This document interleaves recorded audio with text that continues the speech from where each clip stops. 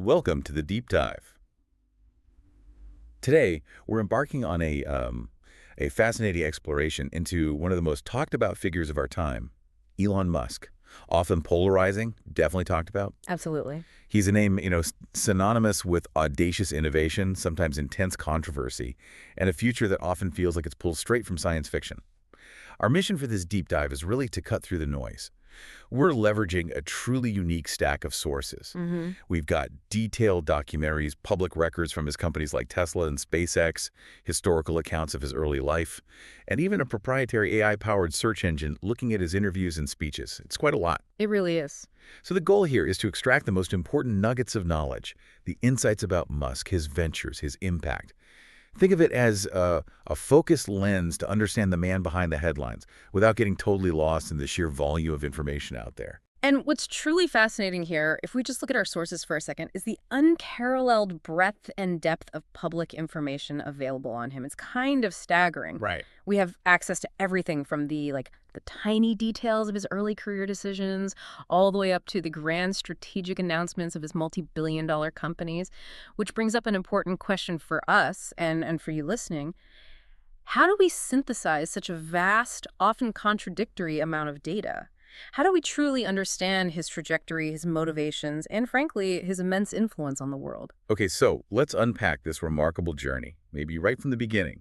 Many of us know him as this tech mogul, the disruptor, but his formative years really laid a very particular groundwork. You can see it reflected in his tenacious, sometimes defiant approach later on. Indeed. Born in South Africa, his childhood was far from ordinary. Around age 9, he made this unusual decision to live with his father. Apparently, he was drawn by the promise of an Encyclopedia Britannica set and a computer. Just for the books and the tech. Seems like it. But it was a choice he later expressed regret over, pointing to a deeply strained and often difficult relationship with his father. And here's where his resilience seems to have been forged, at least partly. This experience at a, quote, paramilitary Lord the Flies wilderness school, Yeah, that sounds intense. where bullying wasn't just present but reportedly encouraged. He was once severely beaten, hospitalized after an altercation. And the story goes his father reportedly berated him when he was discharged. Wow. So what this reveals, you might consider, is this early, consistent exposure to harsh realities. It demanded an almost extraordinary toughness, wouldn't you say? It certainly seems that way. This period appears profoundly formative, and he famously found solace, maybe agency, in books, devouring the entire encyclopedia by age 8 or 9. The whole thing. The whole thing. And he's often noted for possessing a photographic memory. So this foundational drive for knowledge, for self-reliance, it seems to clearly define his path from early on. So by 17, he makes another decisive break. He leaves South Africa for what he called America, the land of opportunity. Partly, this was to avoid mandatory military service under the apartheid regime. Oh, right. That makes sense. And he arrives in North America with remarkably little, just $2,000. He took odd jobs, including, get this, cleaning a lumber mill boiler room for $18 an hour, Yeah. just to get by. Yeah, scraping by. And if we connect this to the bigger picture, his academic path was, well, equally unconventional. He started at Queen's University in Toronto.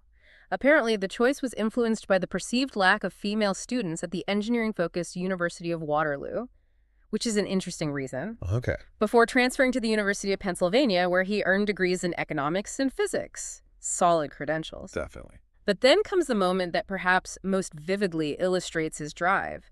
He enrolled at Stanford for energy physics. The TAT program. Absolutely. And he dropped out after only 2 days. Just 2 days. This immediate pivot from academia to entrepreneurship, it isn't just a quirky anecdote, right? It offers, I think, a critical insight into Musk's defining characteristic, this almost pathological impatience, this conviction that real impact happens by doing, not just studying. So what was his first big do then in Silicon Valley, that promised land? His first significant venture was Zip2, co-founded it with his brother Kimball back in 1995. Their ambition was basically to help media companies transition their print content to the burgeoning digital world, essentially creating an online yellow pages. Remember those? Oh, yeah, the thick books. And I recall this story here is pretty vivid. Yeah. Someone literally threw a yellow pages book at them, Right. challenging them to replace it. Exactly. It really underscores the skepticism they faced in those early days of the internet. People just didn't get it yet. But they pushed through. They persevered, yeah. Okay. Secured contracts with major players like the New York Times, the Chicago Tribune, and this relentless effort paid off. In 1999, Compaq acquired Zip2 for $307 million in cash and $34 million in stock options. Big money. Huge for a first venture. Definitely.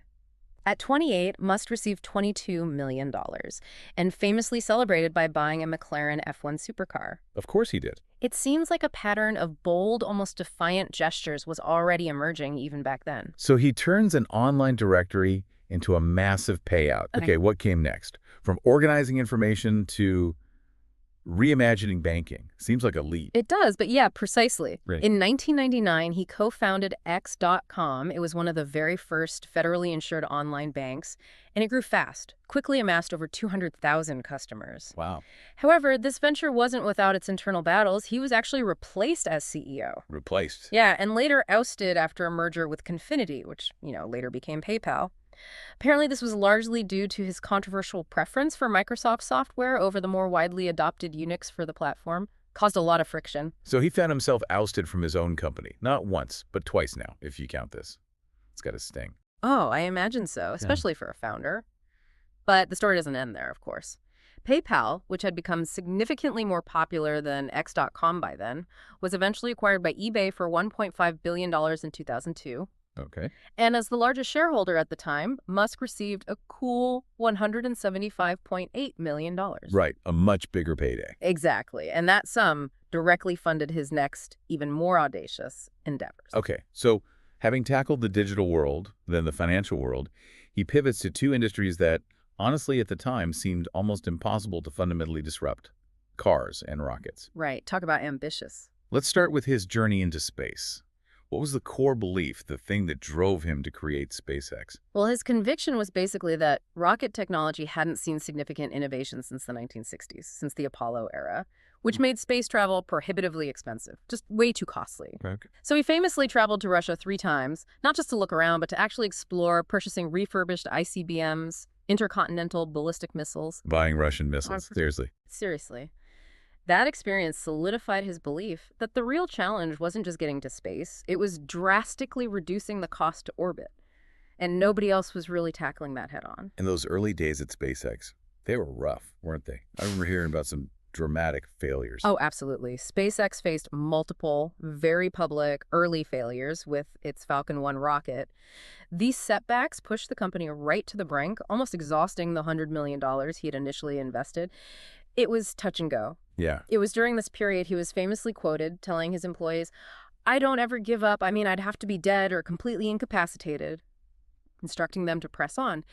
And you get the sense this wasn't just like a motivational quote. It was a directive born of his own profound personal resilience, pushing past what many would see as insurmountable odds. Man, that grit, that sheer refusal to give up, it certainly paid off in the long run. SpaceX has gone on to achieve some truly unprecedented things, especially with reusable rockets. They really have. SpaceX has achieved numerous firsts. First private company to launch, orbit, and recover a spacecraft. Crucially, the first to send astronauts to the International Space Station from U.S. soil after the shuttle retired. A big deal. Huge. And their Falcon 9 booster holds remarkable records for reusability, demonstrating a real, practical economic shift in spaceflight. But the ultimate goal, where so much of the company's future hinges, is Starship. Starship.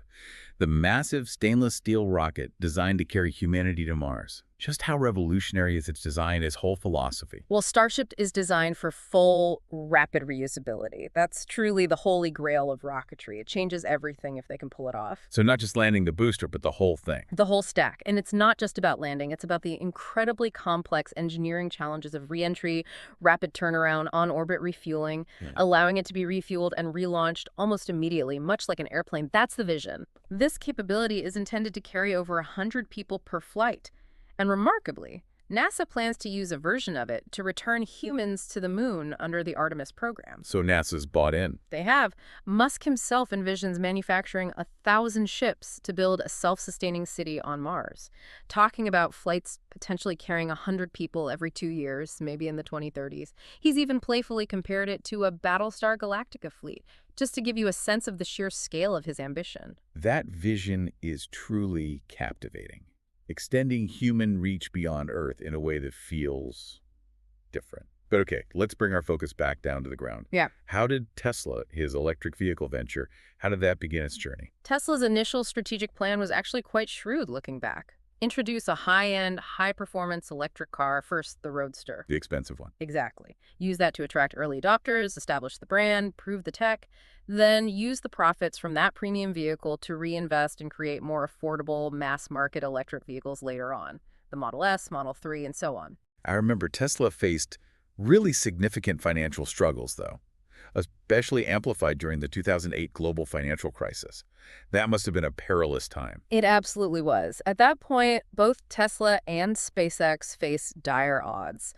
Musk has said maybe a 10% survival chance for each. They were burning cash like crazy. Wow. Tesla secured a crucial alliance with Daimler, Mercedes' parent company, to supply battery packs for their electric smart car. And this partnership famously required Tesla to retrofit a smart car with an electric motor in less than 4 weeks. An insane deadline. 4 weeks. Yeah, leading to this scramble where someone was even sent down to Mexico to just buy a smart car off a lot because it wasn't for sale yet in the U.S. Just incredible pressure and execution. That became kind of a hallmark. And how did the U.S. government get involved? That was pretty critical, too, wasn't it? Very critical. The Obama administration, through the Department of Energy's loan program, lent Tesla $465 million. This was to help mass produce the Model S, a critical injection of capital at just the right moment, and despite Wall Street initially voting Tesla stock least likely to succeed at its IPO in 2010. Really? Least likely? Yeah. The company successfully raised $226 million, and then the Model S went on to win Motor Trend's prestigious Car of the Year award in 2012, a huge validation. That must have felt good. I'm sure. However, it also faced this devastating New York Times review claiming its battery died on a test drive, which Musk vehemently rebutted with detailed vehicle log data, really highlighting his confrontational approach when he feels the company is unfairly criticized. Right, he doesn't back down from a fight. Not at all. So, beyond cars and rockets, his ventures have taken some truly innovative, almost, mind-bending turns. What can you tell us about Neuralink? Neuralink. Co-founded in 2016, the aim here is to essentially merge the human brain with artificial intelligence through a brain-computer interface, or BCI. Merging brain and AI. Okay. The ambitious goal is to enhance cognitive abilities, improve memory, but also, perhaps more immediately, offer treatments for severe neurological conditions like spinal cord injuries, ALS, maybe blindness or paralysis. Its flagship product, they call it the Link, or N1, is this tiny surgically implanted device. It's designed to be cosmetically invisible. Invisible. Yeah. And it records neural activity, allowing users to potentially control external devices, computers, phones with thought alone. So imagine controlling a computer mouse or keyboard just with your mind. That feels like a truly remarkable step for human-computer interaction. What's the current status? Is this real? It's moving forward. As of February 2025, they recorded successfully implanting the N1 chip into 3 human patients, the first human trials. Okay, so it's happening. Yes, with plans for maybe 20 to 30 more implants by the end of the year. They have this surgical robot that can precisely insert these incredibly fine threads, finer than human hair, into the brain. And the next product they're talking about is called BlindSight, a vision chip aiming to restore sight by directly stimulating the visual cortex in the brain. Restoring sight. Yeah. And, in a moment of perhaps playful engagement with online culture, Musk even jokingly mentioned potentially producing cat-girl robots based on some internet promise he made, which just showcases his unique, sometimes unpredictable, public persona. Right, never a dull moment. And then there's the Boring Company. Tunnels to solve traffic. How did that come about? Is it serious? Well, it seems serious. Founded in 2017, its primary aim is to construct tunnels for high-speed underground transportation using electric vehicles, basically beating urban traffic. Right. While some earlier, more ambitious projects, like maybe for Chicago or West LA, were eventually canceled. Right, I remember those. Their Vegas loop has actually seen significant use, transporting over 3 million passengers so far, they say. And it's now approved for a much larger network, 68 miles of tunnels and 104 stations under Las Vegas. Wow, okay. For example, the existing LVCC loop under the convention center apparently reduced what was a 45-minute walk to just a 2-minute ride. And it was completed for a reported cost of $47 million. So there's a practical application. Seems so. They've also built something called a cyber tunnel at the Tesla Gigafactory in Texas. It cuts a 12-minute surface drive for Cybertrucks moving around the factory down to just 60 seconds. So it illustrates the practical use of their tunneling tech for specific industrial needs, too. Okay, so it seems like with all this innovation, all this boundary-pushing ambition, comes, well, a fair share of controversy and scrutiny feels almost inevitable. It does seem to follow him, yes. What are some of the consistent criticisms his companies and maybe his personal actions have faced over the years? Well, both Tesla and SpaceX have faced significant scrutiny regarding worker safety and labor practices. That's been a recurring theme. For instance, Tesla's total recordable incident rate, or TRIR, it's a standard measure for workplace injuries, has at times exceeded industry averages. Not good. No. And there have also been allegations reported in the media of undercounting injuries to perhaps improve its reported safety record. One report even detailed how safety signals, like warning lights or sounds, were reportedly altered to align with Musk's aesthetic preferences. Aesthetics over safety. That was the allegation, and a former manager was quoted saying, "If someone said Elon doesn't like something, you were concerned because you could lose your job," which highlights this potential tension between rapid execution, Musk's vision, and established safety protocols. That certainly raises an important question about the intense pressure, the kind of corporate culture within his organizations. Absolutely. Critiques describing, quote, sweatshop conditions emerged from Giga Shanghai, and a former worker famously called the Fremont factory in California a modern-day industrial sweatshop. Strong words. Very strong. SpaceX has also faced its own issues. Sexual harassment lawsuits have been filed. And separately, there was a DOJ lawsuit alleging discrimination against refugees, asylum seekers, and hiring practices.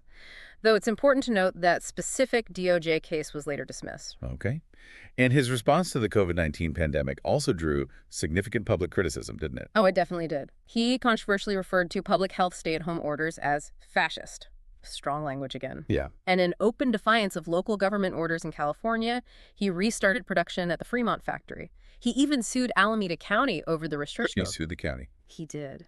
And there were also claims reported from employees alleging they were fired for criticizing safety measures or for staying home because they feared catching the virus. Tesla, for its part, denied these specific allegations. But these incidents really showcase a pattern of prioritizing operational continuity, keeping the factories running, even when it puts him directly at odds with public health mandates or local authorities. So when you take all this together, the innovation, the wealth, the controversy, what does it all mean when we look at the sheer scale of his wealth and influence in the broader global landscape? Well, the scale is just immense. He stands as the wealthiest person in the world, or certainly fluctuates around the top spot. His estimated net worth reached over $400 billion by December 2024, primarily derived from his substantial stakes in Tesla and SpaceX. $400 billion. It's hard to even comprehend. It really is. Although despite this vast fortune, he often describes himself, somewhat ironically perhaps, as cash poor because so much of his wealth is tied up in stock. It's illiquid. Right. But his immense influence, that's undeniable. It spans public discourse, especially through social media now with X. It spans entire industries, cars, space, energy, AI, and increasingly, politics. This has led some observers to label him things like an American oligarch, or even half-jokingly, President Musk, reflecting the perceived reach of his power and influence.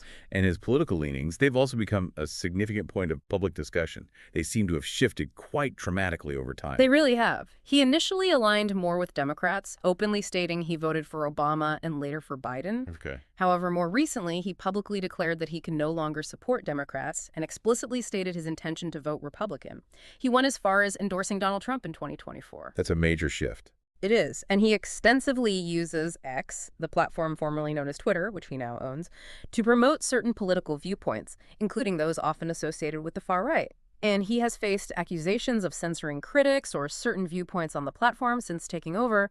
So this evolving political stance and his very direct engagement in public discourse through his own platform make him an incredibly powerful and, yes, at times very controversial voice in the political arena today. It truly is a fascinating contradiction, isn't it? You have this visionary who inspires millions with these grand, almost sci-fi ambitions. Right. Yet at the same time is frequently embroiled in such significant, multifaceted controversies. It's a complex picture. Very complex. But despite the ongoing controversies, despite the intense public scrutiny, his undeniable impact on shaping the future, particularly his long-term vision for humanity, that remains a central part of his story, doesn't it? Absolutely. He is, I think, at his core, an ardent optimist about humanity's capacity to solve monumental challenges, particularly when it comes to sustainable energy. He projects this global need for something like 300 terawatt hours of battery capacity to fully transition away from fossil fuels across power generation, heating, and transportation. 300 terawatt hours. It's a huge number, but he believes it's achievable. He consistently articulates this belief that the future will be bright and good if we collectively keep working hard and remain committed to progress and innovation. And what about the rapidly evolving relationship between AI and humans? That's another area he's deeply involved in. He co-founded OpenAI, but then later launched a competitor, xAI. What's his take on the future of the human-machine interface, especially with ventures like Neuralink?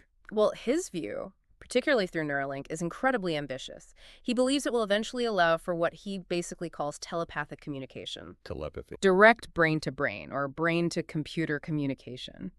And even perfect memory recall. He's pushing the boundaries towards a future where the distinction between humans and machines might significantly blur. He identifies the primary limiting factor right now for true human-machine coexistence as the data transfer rate, the bandwidth between our biological selves. Like, our thumbs typing on a phone, transferring data at maybe 10 to 100 bits per second, compared to computers operating at gigabits per second. It's a huge mismatch. Of the bottleneck. Exactly.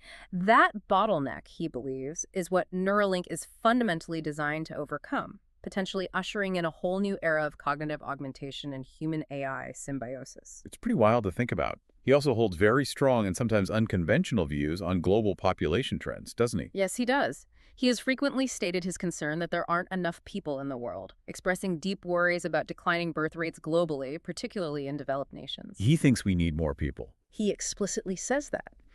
And he himself has many children. The count was reportedly 14 by March 2025, with some sources close to him suggesting the actual number might be even higher. He's reportedly expressed a desire for what he termed a legion of children, viewing it almost as a measure against his concerns about population decline and ensuring future societal resilience, maybe even for colonizing Mars. A legion of children. Yeah. And he has also been described, sometimes by himself, sometimes by others, as a cultural Christian, which some observers might see as influencing his views on family structure and broader societal values. Okay. Wow. What a deep dive into a truly complex, often enigmatic figure. From his difficult childhood and those early entrepreneurial successes, sometimes failures, to his incredibly ambitious visions for space, electric vehicles, brain-computer interfaces, even underground transportation. Elon Musk has certainly left an indelible and often debated mark on the 21st century already. It undeniably highlights how a singular individual's relentless drive, often fueled, it seems, by intense personal experiences, and this unwavering belief in their own vision, can lead to both groundbreaking achievements that really push the boundaries of what we think is possible. And at the same time, significant challenges. Challenges that force us as a society to confront difficult questions about corporate responsibility, the concentration of influence, the balance of power between innovation and regulation. His story is a powerful testament, I think, to the idea that truly pushing boundaries almost always involves navigating this complex landscape of criticism, unforeseen obstacles, and profound ethical considerations. It's rarely smooth. That's a great way to put it. And this brings us to our final provocative thought for you, our listener, to maybe mull over.